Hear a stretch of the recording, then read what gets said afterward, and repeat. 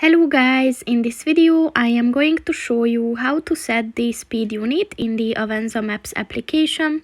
But first I just want to mention, don't forget to subscribe to my channel, because at 10,000 subscribers I am going to show you my whole YouTube revenue statistics and growth strategy, as well as how to make money online. Let's jump into it. First of all, open the application on your phone. And then click on the settings button at the bottom of the page on the right. And then at the settings section, click on the units of measurement button.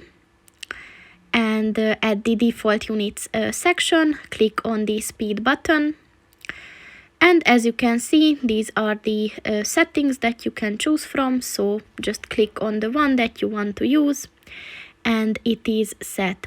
So that's pretty much it for this video, guys. See you in the next one. Goodbye.